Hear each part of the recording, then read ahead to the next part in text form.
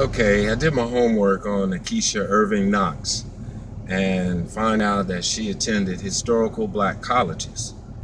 And I'm wondering, what did you learn there? Did you even learn much about the civil rights movement and how we are still in the same civil rights movement? And I attended Louisiana Tech, which is the sister university of Grambling. When I pledged Omega Psi Phi, I went through line, basically the pledge process with Grambling. And what I always noted or recognized is Grambling having smaller portion of people attending there every year there was campus shootings. And these are people who are trying to make changes for their families, by getting a college education. What has historical black colleges really taught y'all? With Mary McLeod Bethune, and her efforts, and with Harriet Tubman, just female leaders. And here you are now in a position of authority and can directly impact the protection of civil rights. I noticed that you are biased toward mothers. In your statement, whenever you ran for the office, you mentioned something about the judges treating females wrongly in the court, even the attorneys. And that was something that you wanted to change. But now that you're a judge, you're not being held accountable. And you're, in essence, promoting a ugly reflection upon women in the rights for equality, simply because you fail to yield to reason, you fail to rule logically without emotions, understanding that females, XX chromosomes, y'all have a hormone imbalance. And I feel sorry for women. I got 6 sisters and was a mother's boy, and I protect my mother, I protect my sisters. But what I learned through that process is a lot of times they don't come about being mature women. They're still very childish, and they try to pull off stuff that, being a grown person, they should not. And that's what I wonder. What have you actually learned at that white lawyer firm that you practice at? Are you indoctrinating their trend? But that's basically what you're doing. You're following their trend in some regards. Well, I know it's not dealing with civil rights. You sue for other issues. But as far as bringing civil rights to the forefront of being a problem with the judicial system, you are falling far short. And it's a reckless reckless trend that you are contributing to, with, let's say, the violation of fathers' rights, the violation of judicial code of conduct. You're trying to suppress a father's freedom of speech, rights, man. You're violating the law yourself in so many, and you are a judge who should know far more about the judicial system and the injustices that have plagued our people throughout Americans' conception. That's just unacceptable, Nakisha. Seriously. You have 2 children. What if you were withheld from your 2 children wrongly? How would you feel? How would you react? Would you just bow out, be a pushover to the system that has been unjust to the black people?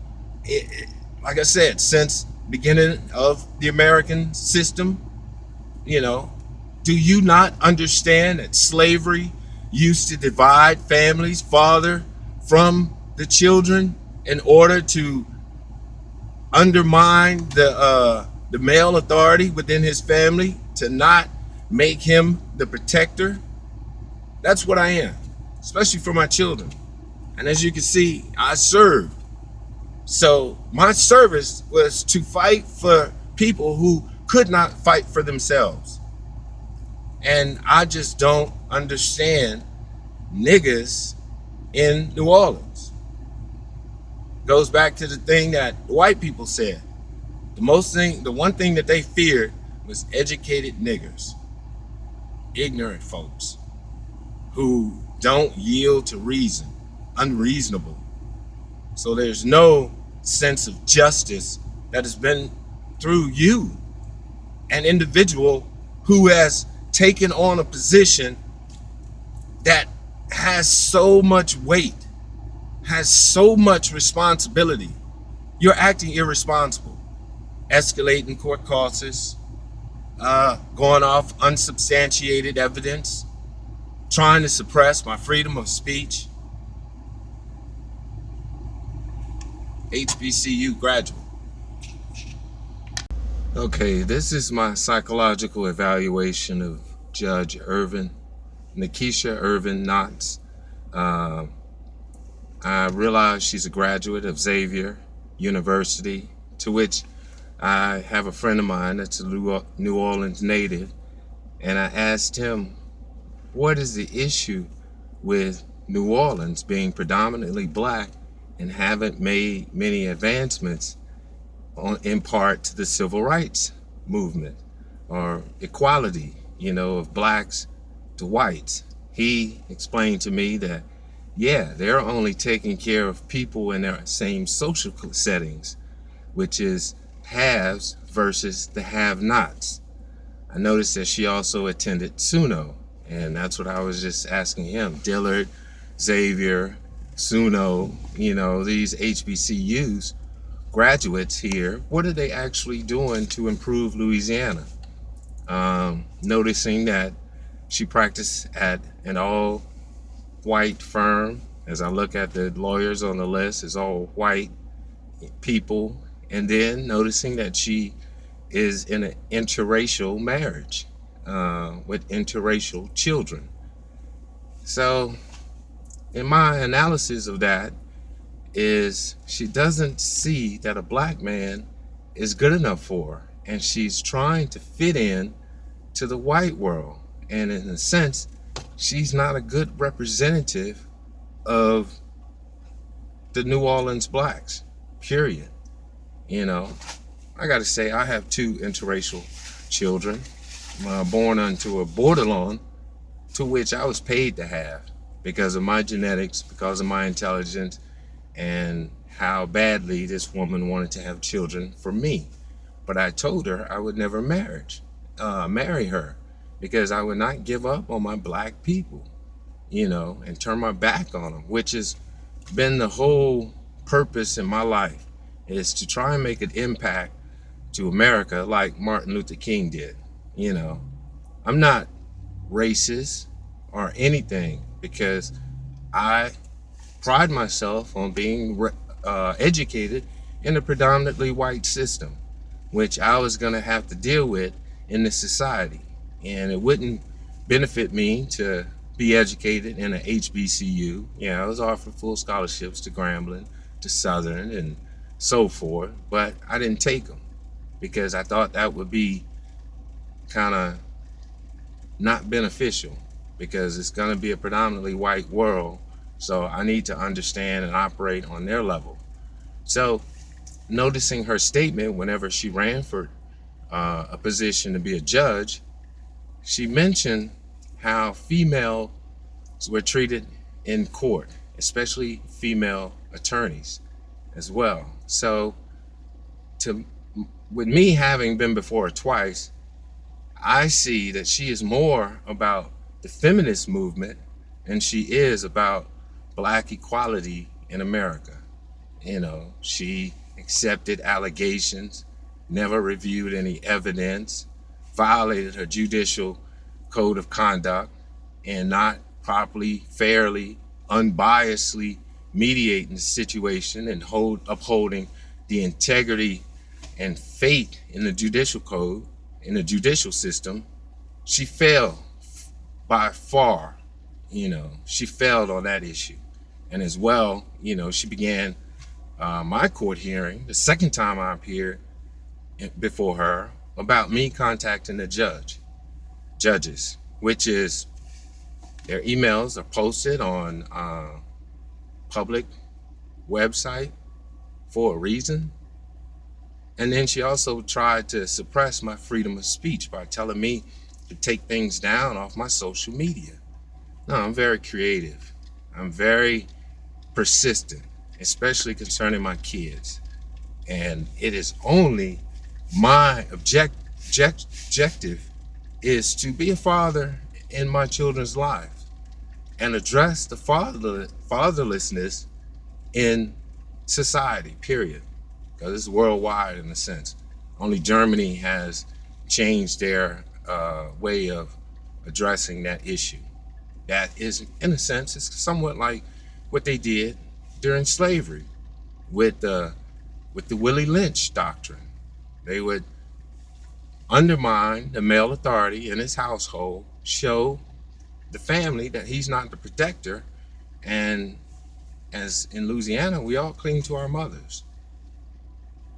Now, fathers are locked up for any and everything, and withheld from their children unfairly, unjustly, with the levying of an 18-month protective order, that reinstating another 18-month protective order, to which was found twice in Judge Claire Jupiter's court that there was no threat of violence present. And then, like I said, I came before you the first time and I'm explaining to you that the Harmony House didn't fulfill their obligation, and I was, approved to have an appeal. But after everything and the treatment of Harmony House, who more or less was trying to get me to kiss their ass because they brought up 3 times that they didn't have to abide by the court order. For some ungodly reason, they kept hinting to that, like I was supposed to kiss their ass. No, I feel strongly about people making sure that they do their job professionally. Judges, policemen, sheriffs, everybody. You gotta make sure you have a professional attitude and be fair in, mediating or being a public servant. And that's the issue. You're not fulfilling your oath, your judicial oath, of conduct, period. I was looking at the law codes and so forth about custody, and it tells that the parent, one of the criteria is if the parent is fostering a relationship with the other parent, with the kids. Clearly, in my situation, with her not allowing me to contact my 18-year-old son, blocking my phone from calling him just because she pays the bill, that's holding the kid hostage. That's, a prisoner of war. And it is unacceptable, and you should have common sense, deductive reasoning, which that's what I realized. Every time I tried to reason with Claire Jupiter, women are emotional creatures and not logical. And that's where we're falling short in judges or females in the professional environment. That's why women have not been given equality, because they can't control their emotions. They have no integrity. They have no honor about them. They have no remorse, no compassion, even for their own kids, the problems that they're creating for their own kids. I was looking at the election, they label them as super predators. Females in our society are super predators. And that's a shame. A female judge who is, has all this power and ability and responsibility to be fair and unbiased and impartial, who is not by far.